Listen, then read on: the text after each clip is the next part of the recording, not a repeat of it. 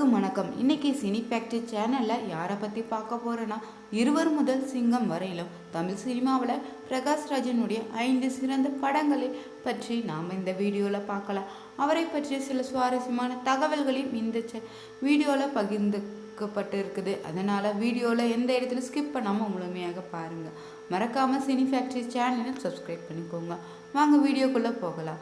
பார்த்தோம்னா தனது 3 தசாப்த கால வாழ்க்கையிலே பல மைல்களில் தமிழ் படங்களில் தந்திருக்காருன்னு சொல்லலாம். கோலிவுட் திரையுலகிலையும் அவரது 5 சிறந்த நடிப்புகளை பற்றி இங்கே பார்ப்போம். ஃபஸ்ட்டு பார்த்தோம்னா பிரகாஷ் ராஜ் 1994 தான் கே பாலச்சந்திரன் இயக்கிய டூயட் படத்தின் மூலமே கோலிவுட் சினிமாவில் அறிமுகமாயிருக்காராம். விஜய் நடித்த கில்லி படத்திலும் முதல் முறையாக வில்லனாக நடிச்சிருந்தாரு. சிங்கத்தின் வில்லனாக நடித்து நடிகர் அவருக்கு பெரும் புகழையும் தேடி கொடுத்ததுன்னு சொல்லலாம். அந்த படம் பிரகாஷ் ராஜ் இந்திய திரைப்படத்துறையில் நன்கு அறியப்பட்ட ஒரு நபராகவும் அவரது பல்துறை நடிப்பு பார்த்தோம்னா பல இதயங்களை கவர்ந்திருக்குன்னே சொல்லலாம். 4 தென்னிந்திய மொழிகளிலுமே இந்தியிலுமே 200க்கும் மேற்பட்ட படங்களையும் நடிச்சிருக்காரு. 1994 கே பாலச்சந்திரன் இயக்கிய டூயட் மூலமே கோலிவுட் சினிமாவில் அறிமுகமாயிருக்காராம். அதன் பின்னர் தான் தமிழ் திரைப்படத்துறையில் வணிக ரீதியாக வெற்றி பெற்ற திரைப்படமான நட்சத்திரமாகவும் வலம் வந்திருக்காரு.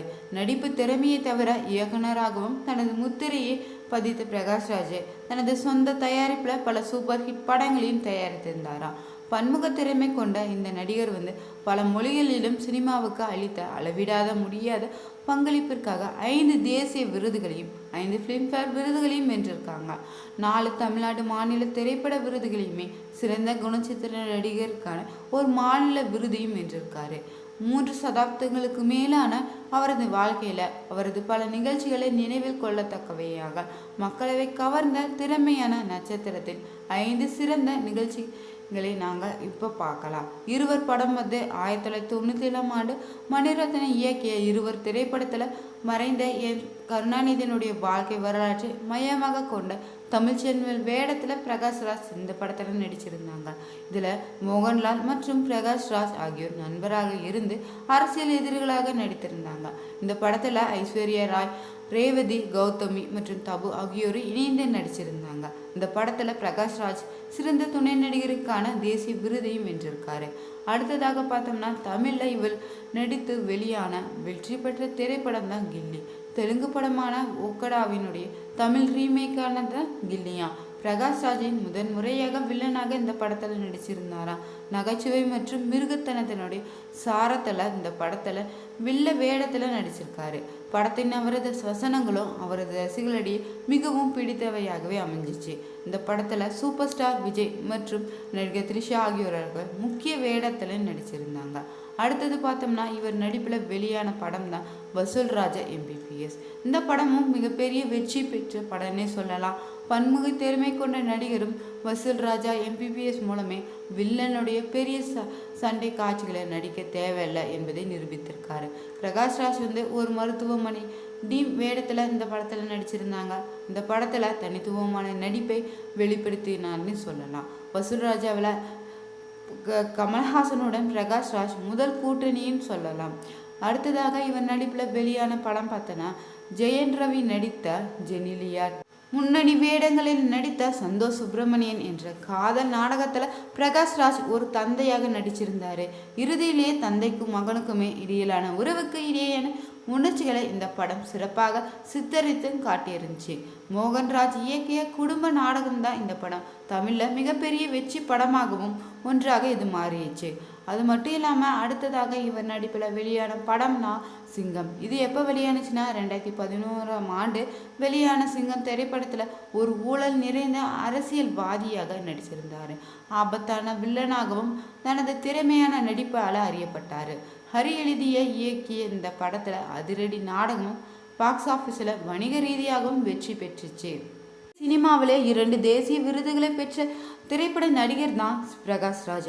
இவர் கன்னடம், தமிழ், மலையாளம், தெலுங்கு மொழி திரைப்படங்களில் நடித்து வராரு. தனது காஞ்சிவரத தமிழ் திரைப்படத்துக்காக 2007 சிறந்த நடிகருக்கான தேசிய திரைப்பட விருதையும் வென்றிருக்காராம். இவர் தமிழில் திரைப்படத்துக்காகவும் 1998 சிறந்த துணை நடிகருக்கான விருதையும் வென்றிருக்காரு. நடிகர் மட்டுமில்லாத இயக்குனராகவும் தயாரிப்பாளராகவுமே இருக்கிறாரு. தமிழில் இவர் இயக்கிய முதல் திரைப்படம் பார்த்தோம்னா டோனி. அதற்கு பின் சில திரைப்படங்களும் இயக்கியும் நடிச்சிருக்காரு.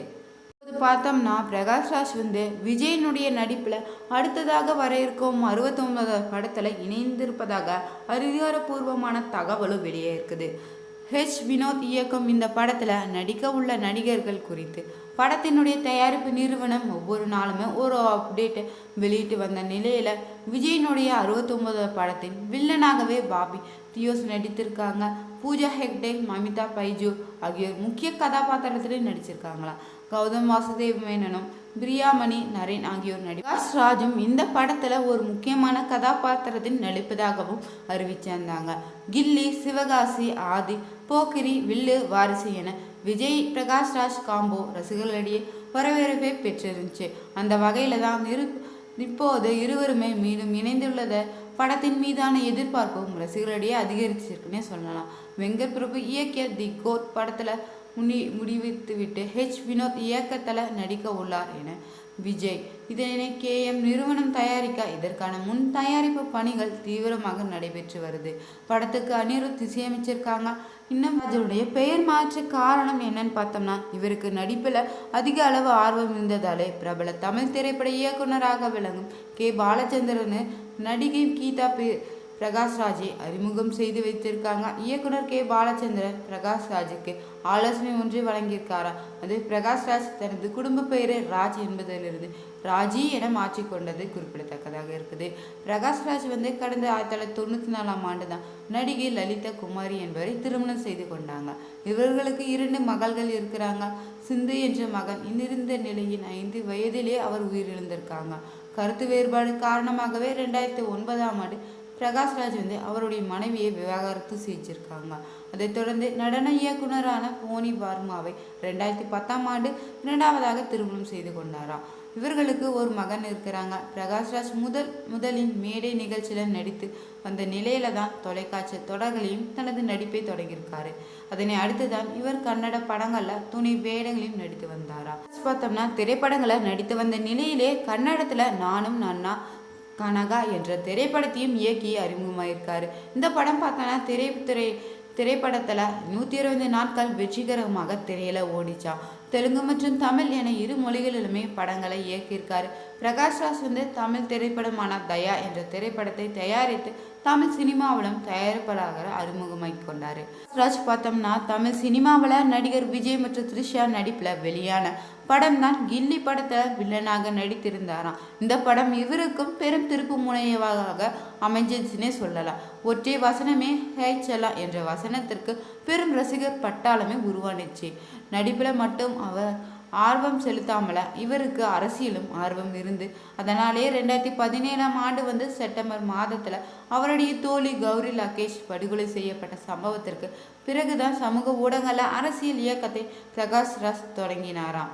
2019ஆம் ஆண்டு இந்திய பொது தேர்தலில் பெங்களூர் மத்திய மக்களவை தொகுதியில் சுயேட்சை வேட்பாளராகவும் போட்டியிட்ட நிலையில் பிரகாஷ்ராஜ் தேர்தலில் தோல்வியும் சந்தித்திருக்காரு. கடந்த 6 முறை தெலுங்கு திரைப்பட தயாரிப்பாளர்களால் தடை செய்யப்பட்டவரா. பிரகாஷ்ராஜ் அஜய் தேவ்கான் உடன் சேர்ந்து இந்தி திரைப்படமான சிங்கம் திரைப்படத்திலும் நடித்த பொழுது காட்சி ஒன்றில் கன்னடர்களை இழிவுபடுத்தும் வகையிலும் சில வசனங்கள் இடம்பெற்றிருப்பது கருதி பல கன்னட அமைப்புகளும் திரையரங்குகளில் முன் போராட்டங்களை நடத்தியது பெரும் சர்ச்சையை ஏற்படுத்தியதுன்னு சொல்லலாம். மேடை நிகழ்ச்சிகளிலும் தொலைக்காட்சிகளும் சில ஆண்டுகள் பணியாற்றிய பிறகுதான் ராஜ் திரைப்படங்களை கால்பதித்திருக்காரு.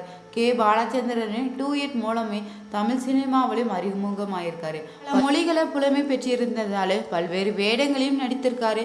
குறிப்பாக வில்லனாகவும் பின்னர் குணச்சித்திர நடிகராகவும் நிறைய படங்களை நடிச்சிருக்காரு.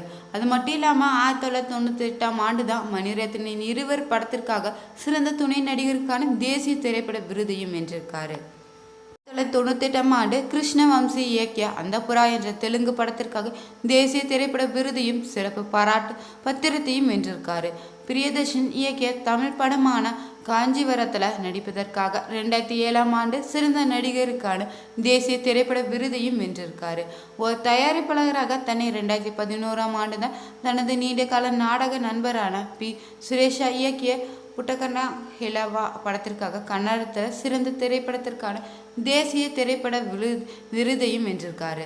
வீடியோ உங்களுக்கு பிடிச்சிருந்தா லைக் பண்ணுங்கள், ஷேர் பண்ணுங்கள், கமெண்ட் பண்ணுங்கள். மறக்காமல் சினி ஃபேக்ட்ரி சேனலையும் சப்ஸ்கிரைப் பண்ணிக்கோங்க. Thank you viewers.